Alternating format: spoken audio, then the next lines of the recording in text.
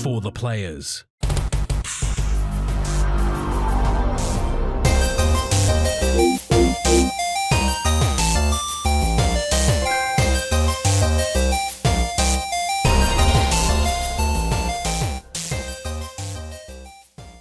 I'm Ryan Betson. I'm Max Cooper. And this is For the Players, the PopCulturists PlayStation Podcast. Over 14 years, that's not the right number, over 10 years of whatever games meeting combined. I'd like to thank you for joining us in this PlayStation conversation. This PlayStation conversation happens every Monday morning at 8 a.m. on podcast services, including Apple Podcasts and Spotify, and 9 a.m. on those YouTubes. If you'd like to take part in future conversations with us, you can. Come and check out our socials. Facebook, Discord, Instagram, and X. All of those links can be found in the description below. Why don't not a single pen on my table work? If you want to join the conversation as it happens, head over to twitch.tv/thepopculturist. We want to record this show live where you can jump in the chat and become part of the show. If you want to support the show, you can. Tell your friends, tell your family about this PlayStation pod. If you listen to us on podcast service, be sure to give us a 5-star rating and a written review. Everyone watches on YouTube, be sure to like, subscribe, leave a comment below. I endeavour to answer every single comment. And if you want to support us financially, you can at patreon.com/thepopculturist, while as our merchandise store, popculturist.com/shop, where you can buy shirts and other sort of shit without logos on it. It does baffle me that not a single fucking pen on my desk works, Max. How am I supposed to record these timestamps, huh?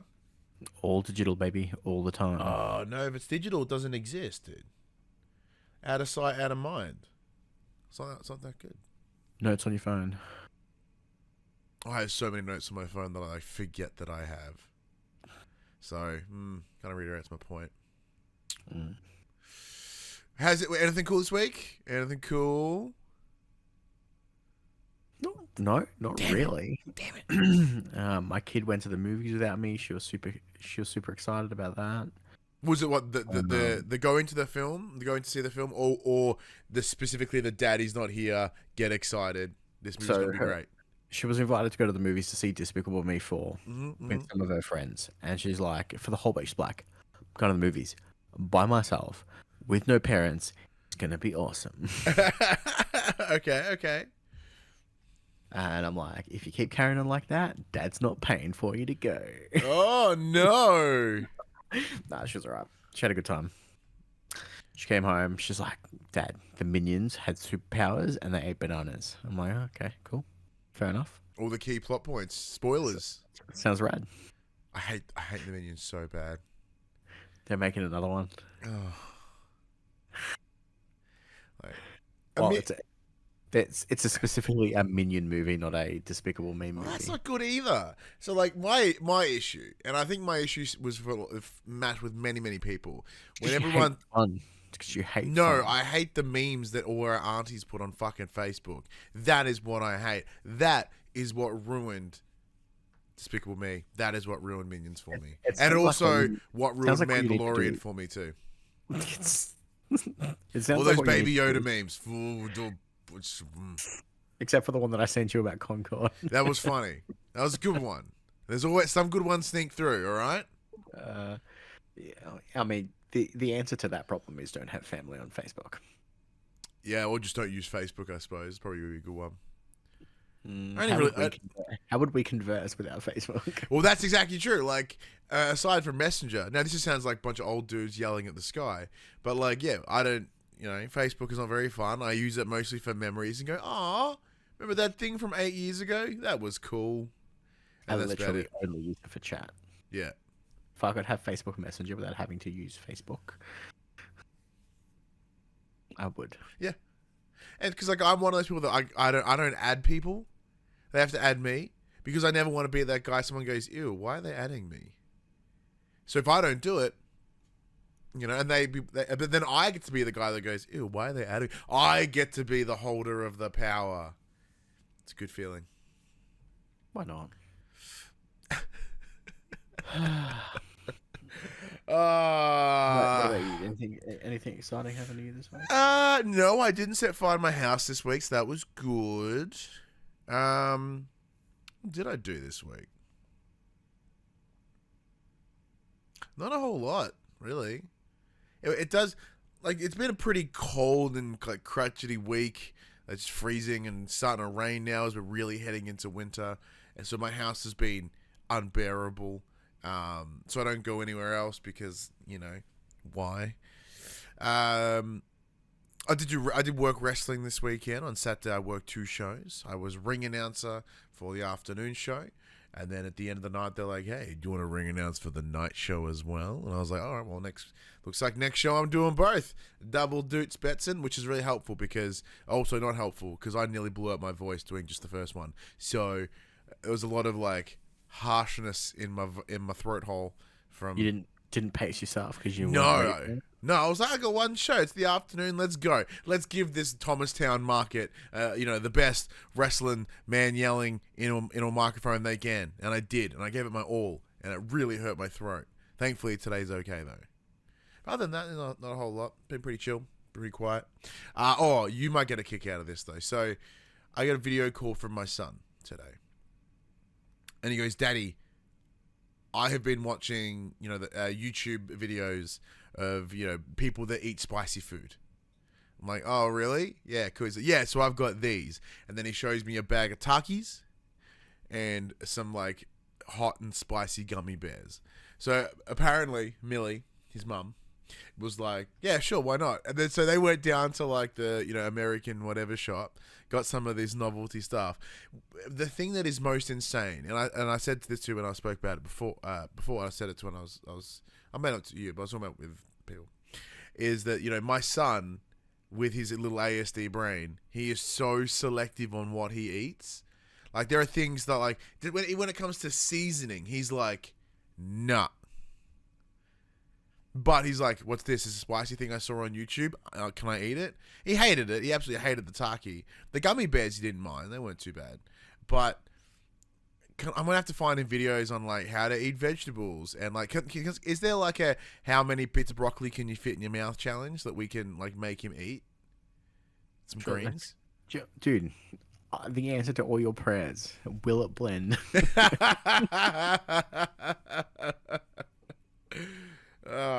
But yeah, so it was fun. He to his credit, he didn't even hesitate. It was just, no, I didn't like it.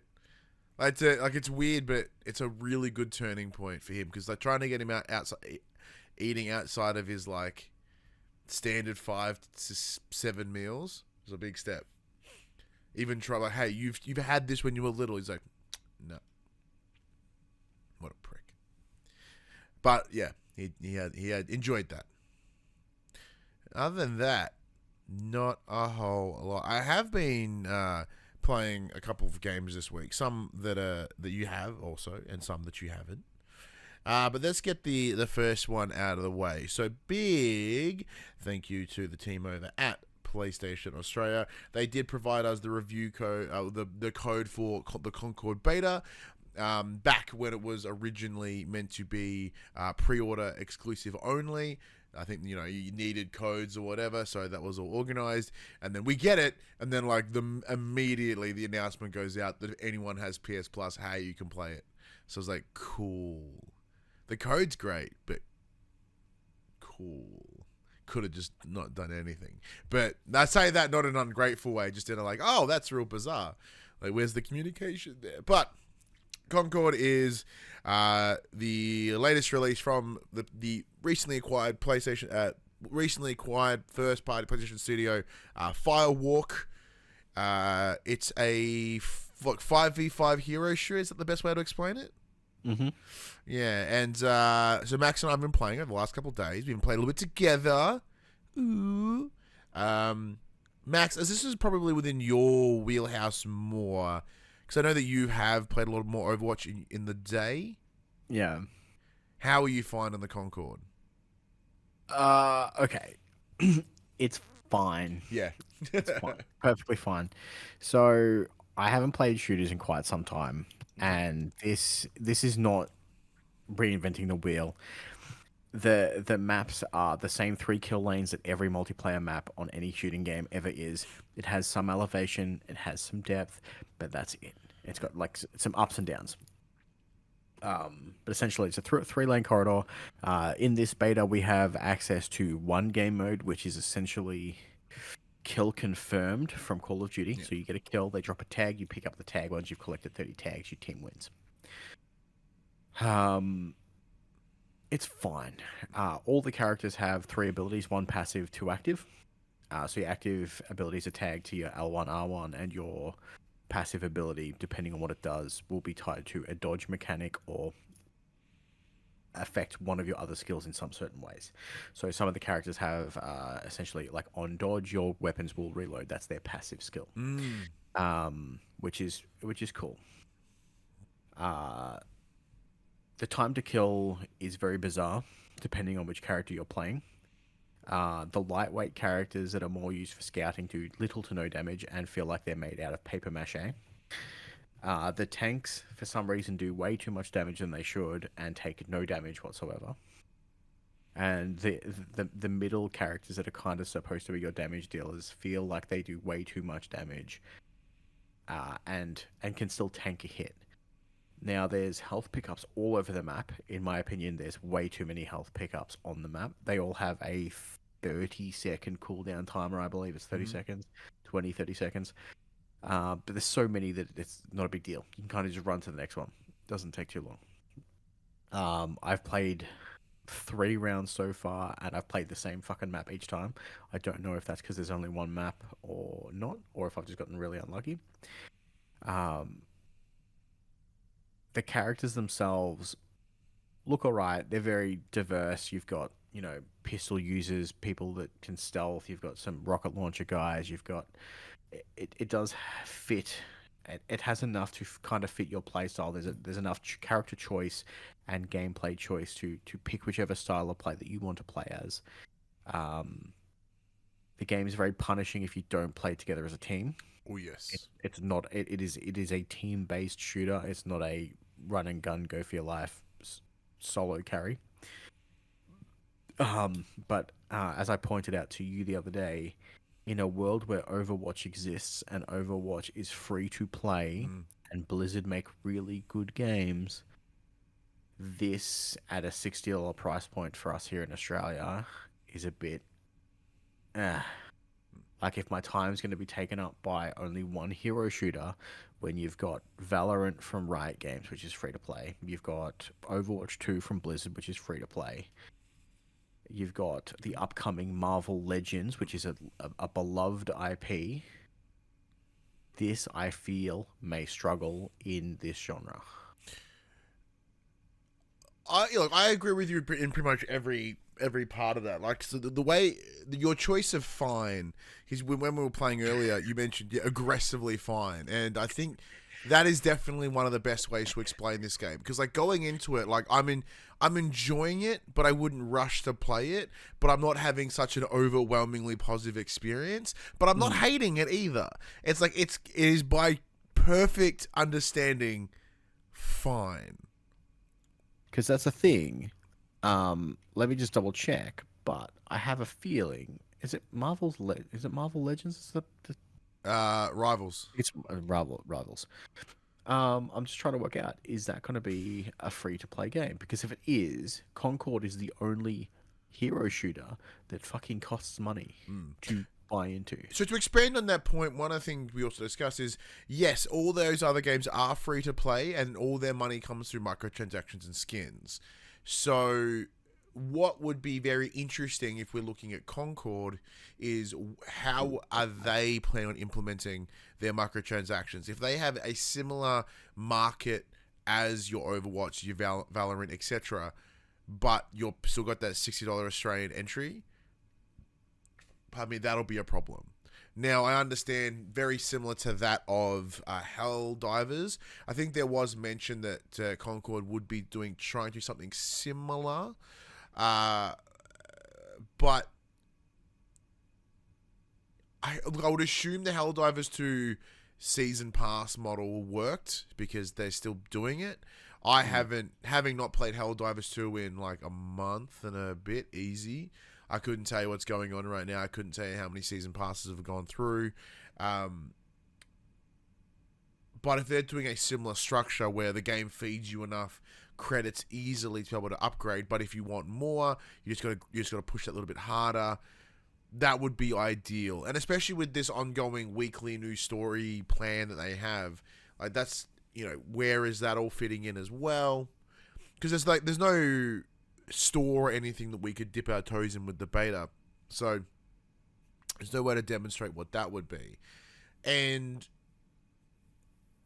to that end, looking when you head into the what is it called? The free runners menu, where you can go in there and customize each of your characters, it does appear that the only things you can alter are cosmetic. Like, there's no alternate weapons, it's just alternate weapon skins. So I assume that's very similar to Overwatch in that every character will always have the exact same weapon. You can't boost it, you can't, drop it. It'll just be consistent. You can only pick how they look, right? Correct. Okay. So that does change things a little bit, but then like, how easy is it to earn the in-game whatever, to be able to do this? Yeah, I don't know. Because, like, I've played probably like 10 or so rounds minimum. I don't know. I did have a good run at it yesterday. This morning, and a good run at it with yourself earlier. So I'm like, I think I've seen more than one map, but I also can't tell you if I have. Because, as you mentioned, the design is so similar. I'm like, what? Did that one have... I think that one had a rock square that I could... Oh, I have done 2 levels. There's one that's in like a stereotypically Arabic backstreet desert town, very Tatooine, Mos Eisley sort of. Mm-hmm. And then there was one that was in like a cave with like a ball in the middle. Kind of made me think of the old Halo maps, but it clearly isn't, because that was like way more verticality. So yeah, there are 2, and they're distinct yet completely identical. Yeah. So in terms of the characters though, like, which are the ones that you had gravitated? Obviously, with a hero shooter, the things that are most important are the heroes. So, the main character I've been using was I think his name was Flak. He's essentially an astronaut with a jetpack and a rocket launcher. His passive skill is, if you are floating, your rocket launcher will home in twice as fast. Oh. So he has like a triple jump. His left active ability is hover mode, and his right active ability is you like charge up and you like slam the ground with your fist. Useless skill, absolutely does no damage whatsoever.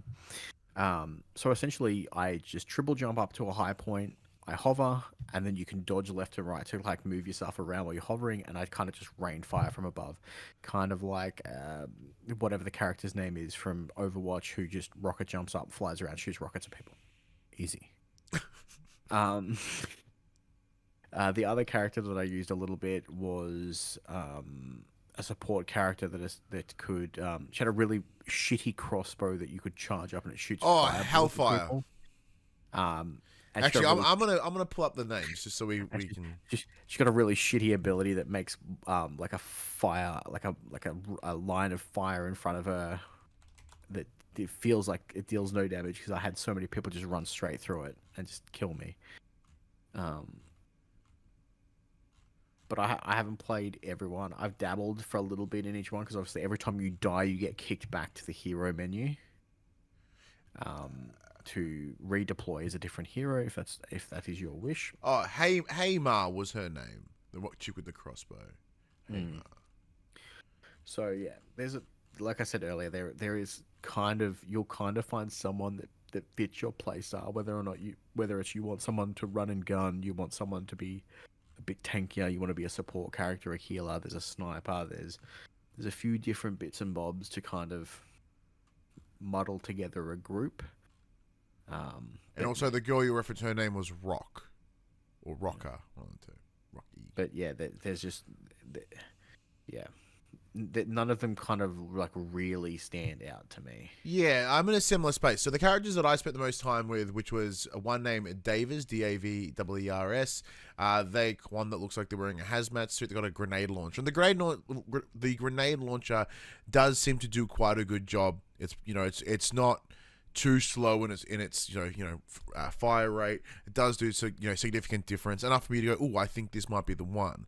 As someone who can die quite quickly because of their very, very, very strong lack of skill, to be able to put a bunch of dents into someone before I die is certainly helpful. For her, dodging gave you a bit of extra bump. Yeah, that one was alright. The other one that I did, I picked him because I liked the assault rifle. Because I tried to play with a couple of the more pistol-based characters, and I felt like I wasn't getting enough punch. And then, yeah, with the speed at which you die, it was like, no. So the guy named Jabali. He's wearing the teal jacket, which is the beautiful color that I cannot see because it makes my eyes hurt because of color blindness. But, yeah, so the weapon itself is quite good to play. They're not too bad. I'm looking at their abilities now, and I only just realized what the hell they were. So, like, the first one's a life pulse, so throw an orb that creates a healing aura around an ally when absorbed. Threw a bunch of them, did see it do that once. Hunter orb, offensive orb that seeks out and damages enemies. Threw a bunch of them, never gonna believe it, didn't see that once.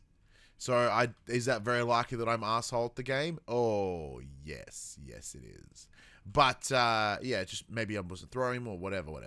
But the other one I played was Teo, whatever, that guy. Because he just looked like Soldier 76 from Overwatch. And that's the one that I like to play the most of when I did play Overwatch. The other was the Sabrina. She was pretty cool.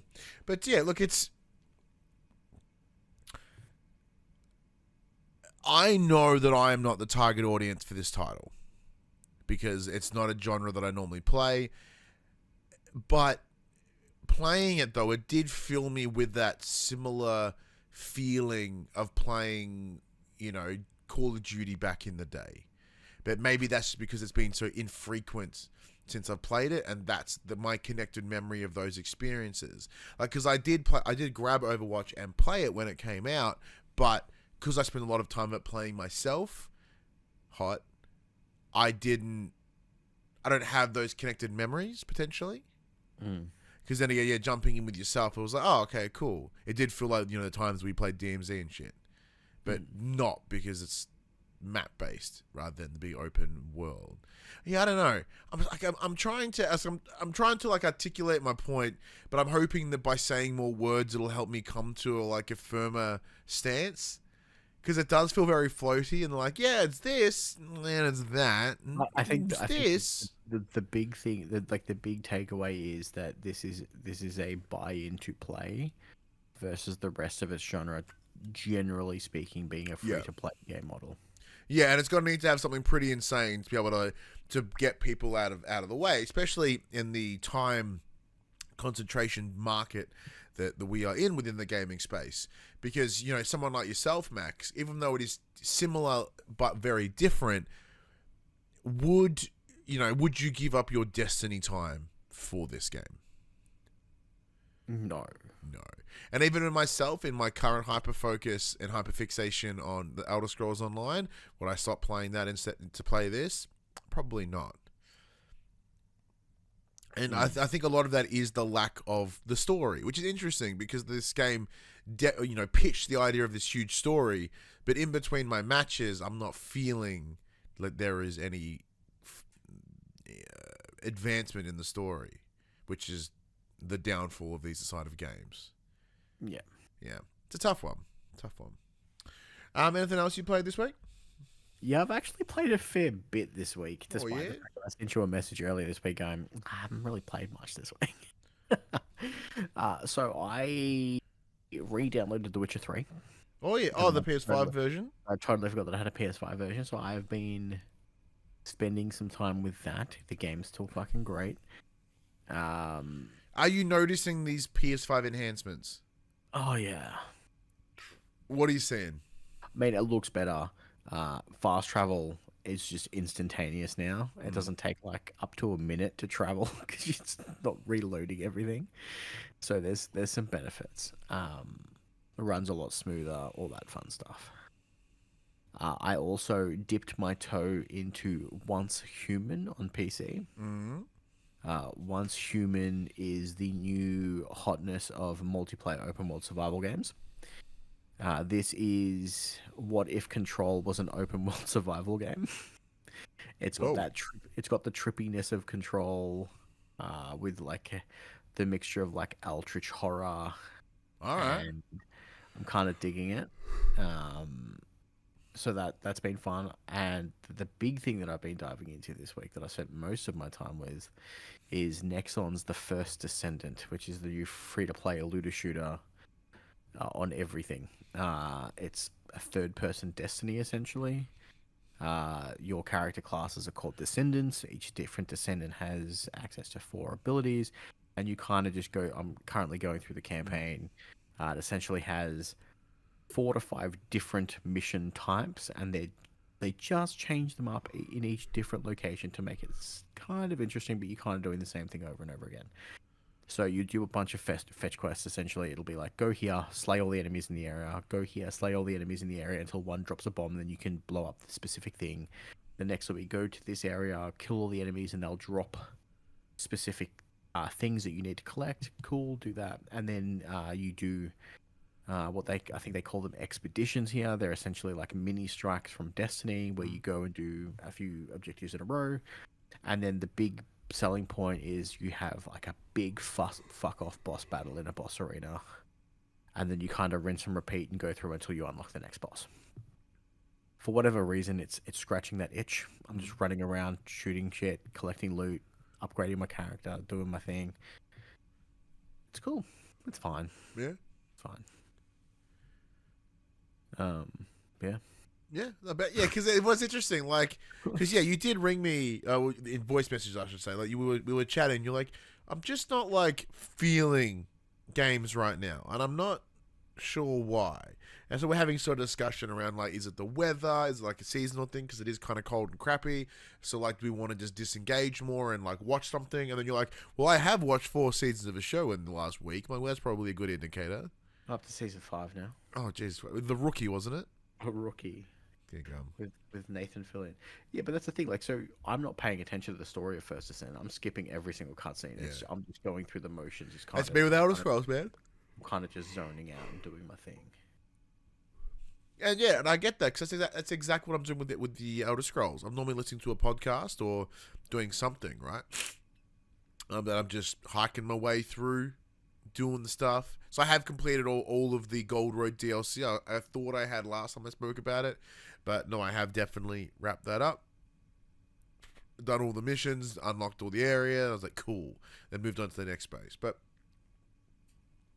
I'm kind of in that similar space to you as well, with that, like, that bit of a rut, not quite finding the thing. I tried to play Alan Wake 2, haven't really gone back. What I did pick up again this week, though, was Persona 4 Golden. So I was in bed because it was cold, and my house is cold as fuck. So I was like, man, baby games. So I was like, I'm in bed, and I have my Portal. What? Oh, last thing I played on a handheld was Persona 4 Golden, and it felt really good playing it on the Portal. I was like, sweet, easy, done. And I was enjoying that. That was great. That was a great ton of fun. But the other game that I had picked up, well, I should say I picked up that I've been playing, it's called Cornucopia. So this one came through my email, or the PopC email, and I was like, oh, hello. Because I was like, it's a farming game, farming sim, farming lifestyle sim, whatever how they're specifically called. I'm like, well, this is all up in my wheelhouse. Like, it's not a sim game like your standard farming simulator or cooking or drug dealer or whatever game that is. But it's not, like a Harvest Moon. It is like a perfectly visually intriguing 2.5D Stardew Valley. In that, it's 2.5D, but everything is like that. The world itself is 3D rendered, but all the items, all the plants, all your sprites are those 2D pixels. So as you walk and you flip around, like these ones. I don't know how to explain it. It's pretty cool. So when I first booted the game, I was like, sick. This looks really intriguing, being that it is a essentially 3D Stardew Valley. Cool. That novelty is alone for me. Started setting up, going through it. Okay, cool. It feels very much like Stardew Valley until you start, preparing, the field for crops, and you're finding that there's different soils, and each of them have, different properties, and different seeds like different soil, and then on top of that, you then need to balance the nitrogen, the potassium, and was it nitrogen, potassium, NPK, and phosphorus in the soil. to sort of make them grow at their ultimate. I'm like, damn, okay, this is cool. Like where they took what was a very similar with Stardew Valley, it was with its sort of throwback design to Harvest Moon Back to Nature. Like they've kept it very similar. Where here they've done that and they've given that a little bit of an extra kick. Now, it is interesting how the time works in the game for me so far. Is that like I've played a little bit and I'm enjoying the area, but I've not left my farm yet. Because like I did a couple of small things, and then my energy was kind of gone really quick. And I was like, shit, well, what can I do? It's 10 in the morning in the game. I've just been playing the tutorial, and now my character's suddenly tired. What the fuck am I supposed to do? So it did kind of like, throw me off there, and then I was like, oh, well, I'll just start clearing stuff. Next thing you know, I'm clearing all the trees, clearing up all the rocks, getting all my little routine, and I am enjoying like that hook in that part of my brain that loves those farming games because of their ability to like chill out the fucking chaotic nature of my ADHD brain to be able to be like, oh, cool, and then with repetitive tasks, it's beautiful. I love it. And yeah, visually it's fantastic. Even the loading screens are these really cool little pieces of art, and they just pop, and it looks really, really fun. Other than that, what else have I been playing? I think, Max, that might be it. Let me have a ponder.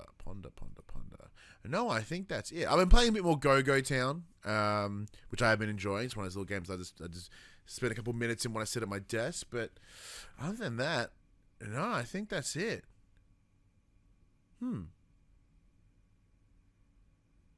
Fair enough. No, that is it. Oh, that's bum. Oh well. Anyways, let's get to the section we call Inform the Players. We tell you about what happened this week in PlayStation. We'll kick things off with the announcement of the extra and premium titles coming this month. We have, on PlayStation Extra, we have Remnant 2 PS5, Crisis Core, Final Fantasy VII Reunion PS5, PS4, Pathfinder, Wrath of the Righteous, Enhanced Edition PS4, Mountain Blade 2, Bannerlord PS5, PS4, No More Heroes 3, PS5, PS4, Travis Strikes Again, No More Heroes PS4, Jackbox Party Pack 9, PS5, PS4, Deadcraft PS4, Steep PS4. And for those who have premium, we have Job Simulator PSVR 2, Summoner PS2, Ratchet and Clank, Size Does Matter PSP, and Jeanne d'Arc PSP. So it's fine. Like, wasn't Remnant 2 a game that you got a kick out of? Remnant 2 is great. Remnant 2 is like is that the From the Ashes? Remnant 2 From the Ashes or whatever? So Remnant 1 was Remnant from the Ashes, so Remnant 2 is the next game from that. Well, my bad. It's good though. Yeah. Not a bad pickup. Crisis Core, Final Fantasy VII Reunion, obviously another big one. Jackbox games are always pretty fun. Yeah. Steep was interesting. It started not really good, and then it got noticeably better. So it's like, okay, well, maybe now it'd be worth checking out. But if we want further demonstration that the PSVR 2 is kind of Dunskies, is the inclusion of some VR titles in this month's doohickey. Job Simulator is fantastic though, so it is it's worth it. But it's also, if you got a PSVR 1 or 2, it's probably one of the first ones you play. Like, it is kind of always in the top 10 list. What about yourself, Max? How do you feel about all this? I mean, Remnant 2 is worth it alone. Apparently, the Jeanne d'Arc for PSP is one of the best tactical RPGs ever. Ooh. Unfortunately, I don't have premium anymore, but yeah. Yeah, I think mine runs out next month. I might just bump it back down because maybe I'll have to a la carte it. Ooh. Yeah, because I'm in a position where I look at, I have premium because I thought I'd need it, and I really haven't. So I might bump down. It's gonna hurt me. Yeah, it's when's the last time it's gonna save you $100 over the year though. Oh, I could do with $100. Oh yeah, I really could. It's one of those things of when did I last play a deluxe title? And then you're like, when did I last play an extra title? Yeah, that. Oh my god, absolutely. Yeah. You're like, should I just go back to essential?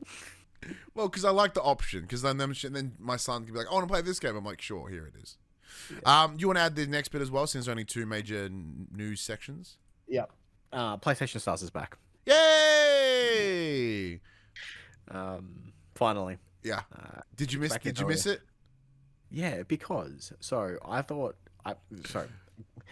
right after Final Shape came out for Destiny, they're like, "Hey, we're doing a crossover with Dungeons and Dragons."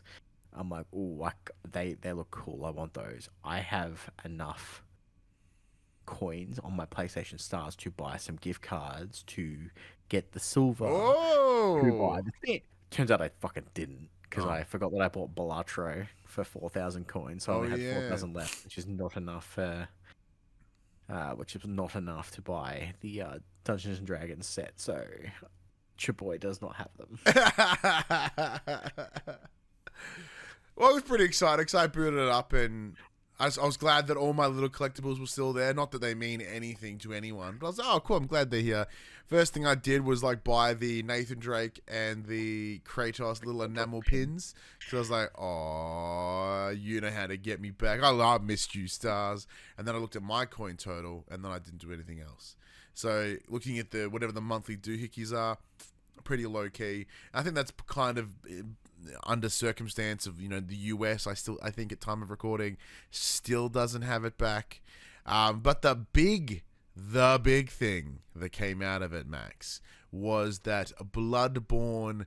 The DLC was tagged under PS5 in the games that you could buy, and the internet had a moment, and they were like, this means Bloodborne is coming to the PS5, Max. No one has ever entered anything incorrectly. The PSN has never just been utter poo.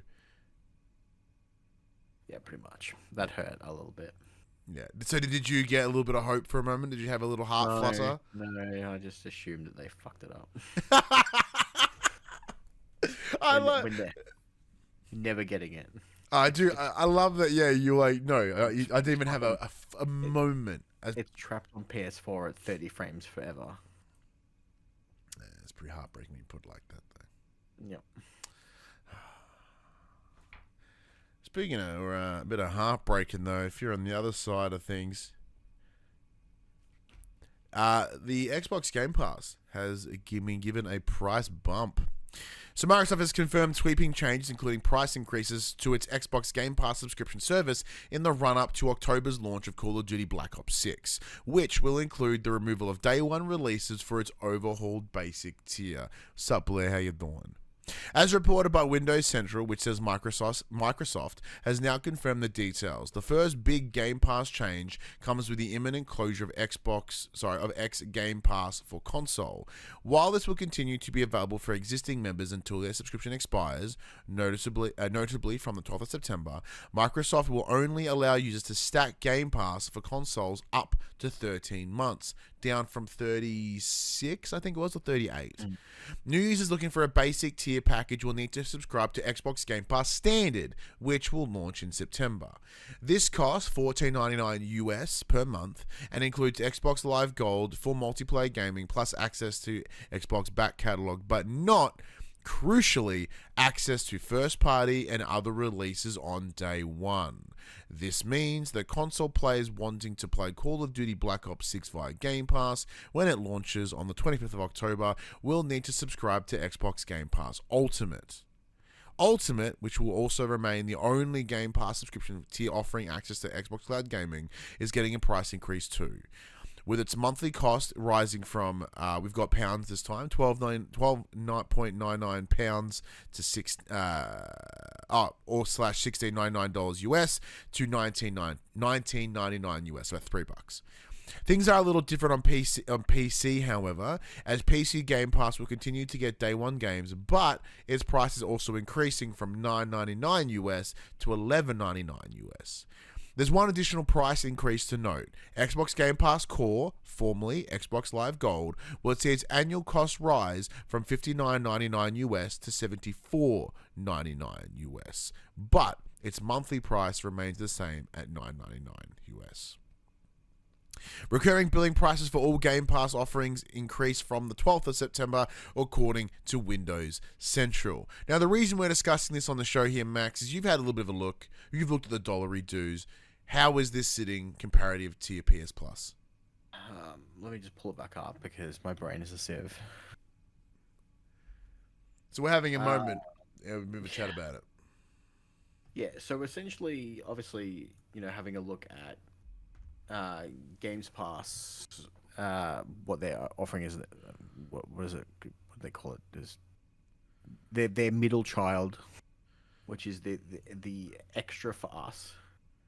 So their cost was whatever a month. So sorry, we'll start with the basic. So essentials for PlayStation, that's PlayStation Plus Essentials, which is similar to Games Pass Core. Games Pass Core is $74.99 a year, coming up soon. Essential is now $95.90. PlayStation Plus Essential is $95.95 a year. I would say that. So this would it be similar? Yeah. So what's the core? Oh no, because they're what do they call it? Standard. That gets their back catalog. That gets you game. But they don't have a yearly cost listed for it. I don't think. So I'm curious, and I think it's part of why this is confusing, right? So even with PlayStation, with their multiple tiers, it was pretty standard. It was you get PS Plus, which is just the online stuff, which I guess aligns with Core, and then there's Extra, and then Extra, then Deluxe. The Extra don't get Premium. Okay, so it is kind of exactly the same. Please ignore me. So Games Pass Ultimate is just $22.95 a month. Yeah, and that's it doesn't have a yearly thing. And Deluxe for us is $196.95 for a year, or you can pay $22 a month. So it's slightly cheaper than Games Pass Ultimate. Mm-hmm.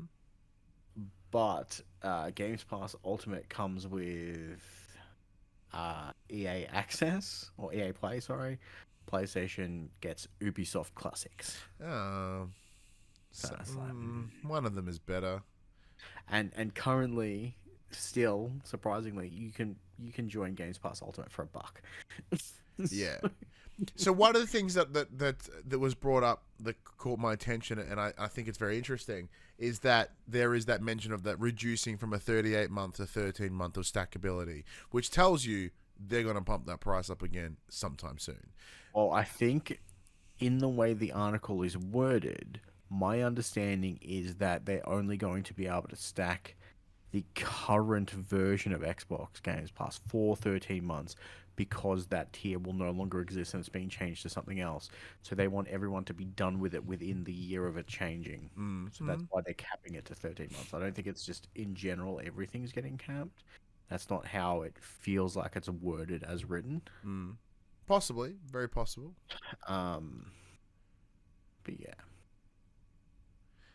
But yeah, that one buckaroos, that's probably going to go away again real quick. Yeah. But, now I don't have an exact number of games on each service. They're both listed as up to 400 games.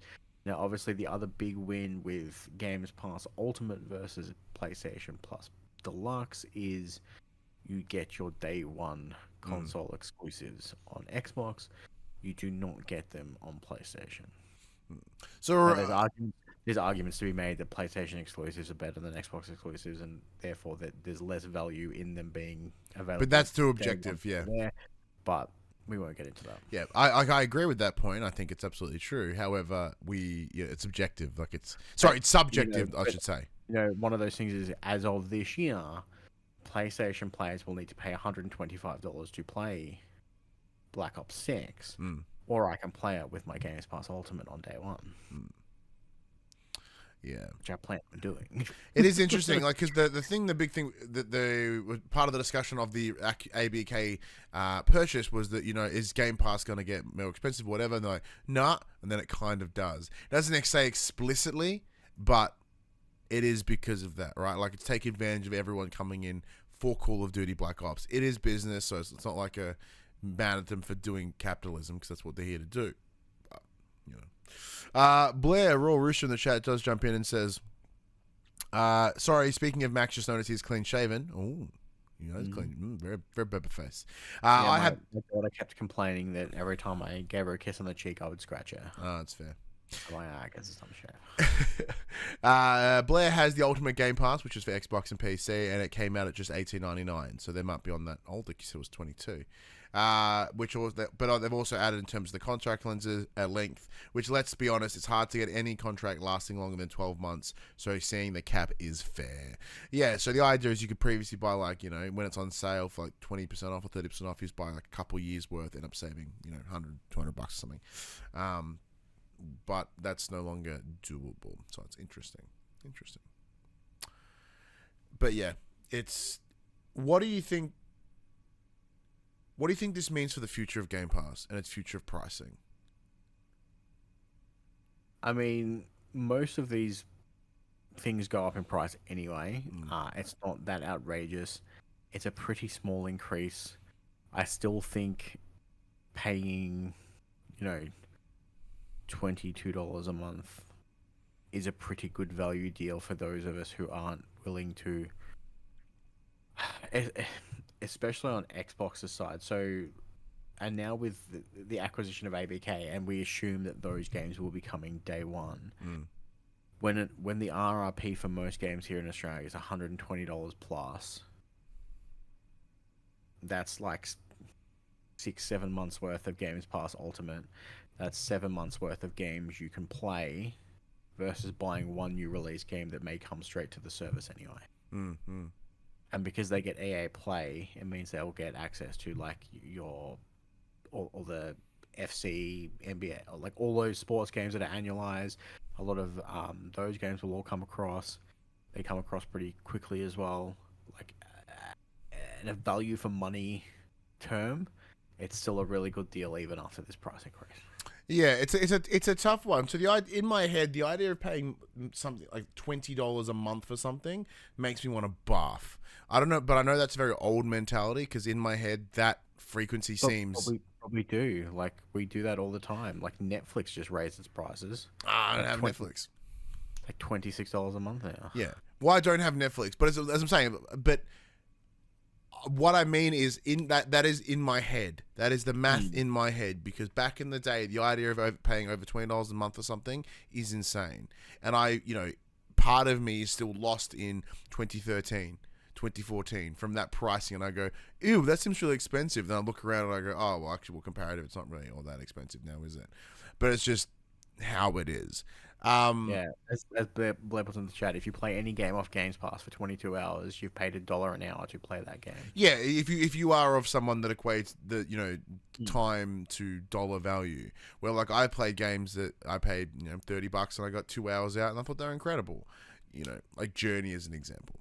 But depending on how you choose to spend your time, for me, I'd much rather a memorable, shorter experience than a longer. I didn't put it in the news, but did you see the comment made by Take-Two CEO who believes that AAA titles should be based on a per hour value, not a one-off cost? No. Can you imagine how fucking expensive GTA 5 would be if it was priced at per hour? Dear God. Man, that game's gonna make it seem crazy. Raw Roost in the chat goes, if you buy an $80 to $120 for all those that don't get game codes, that's true. Spread out over an hour. Yeah, no, I'm very aware that comes from me and a place of privilege, and that I get to play all these games and I don't, have to spend a bunch of dollary dues. Might have been that in general, because like we've talked about this in the past. Like, would I play as many games? Would I be in a position? Absolutely not. And I'm very understanding of that.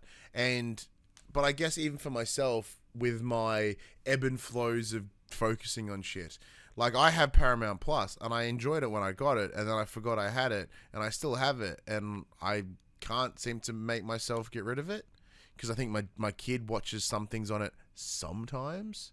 So like I understand, yes, I'm technically spending more money in multiple subscriptions or whatever, but I don't know.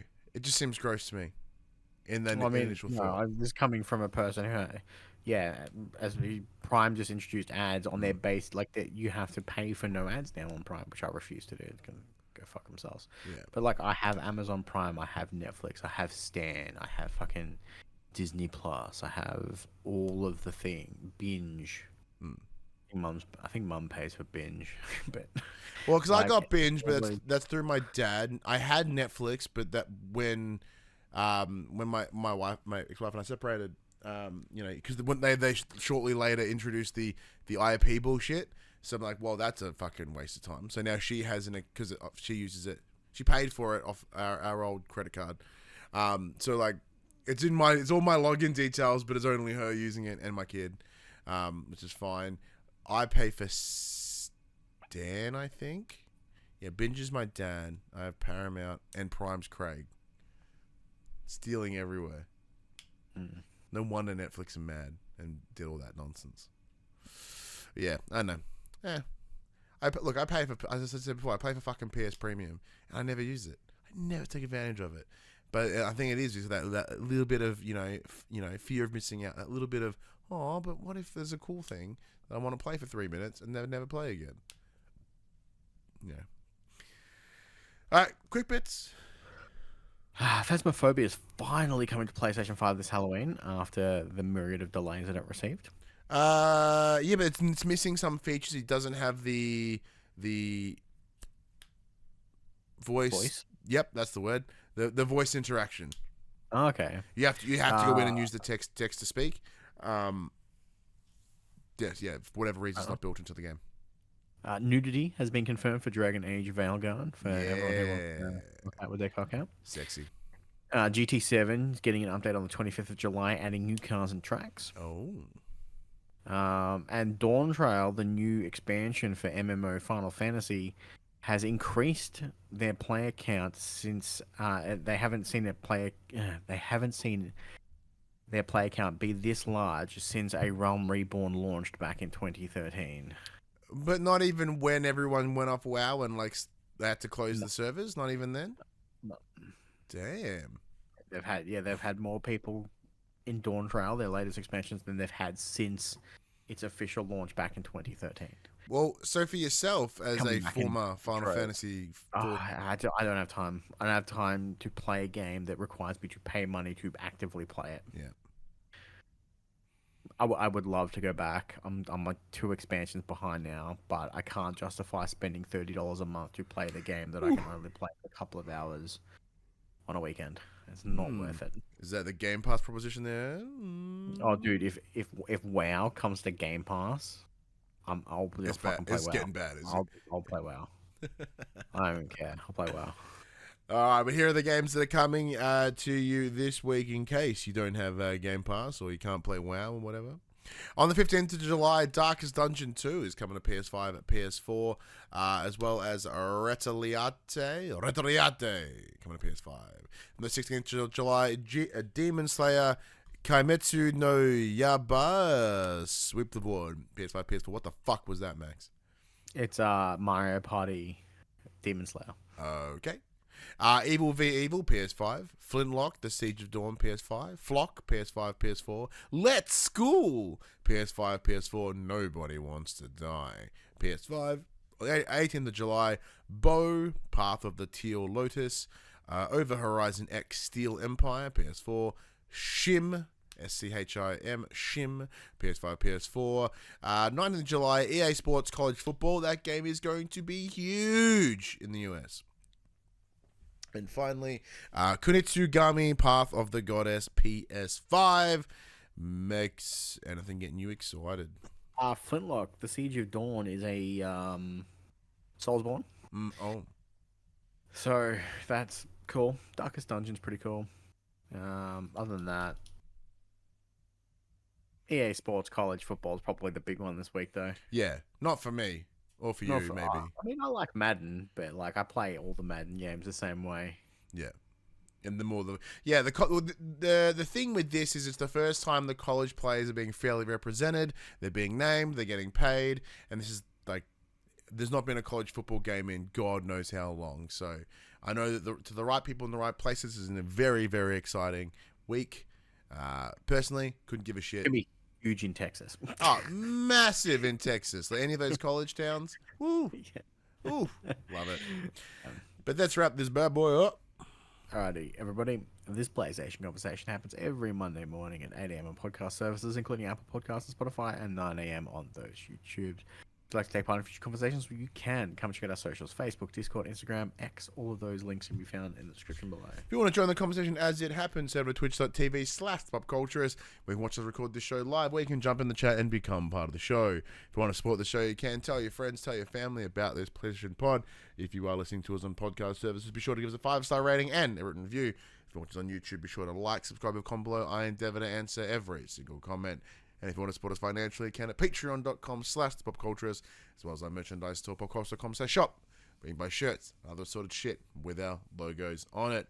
But until next week, I'm Ryan Betson. I'm Max Cooper. And that was for the players. Blair, early finish tonight. Not even yawning or sleeping. I know. There was no news. Yeah, it's a quiet week. There's not much to do. Really sorry.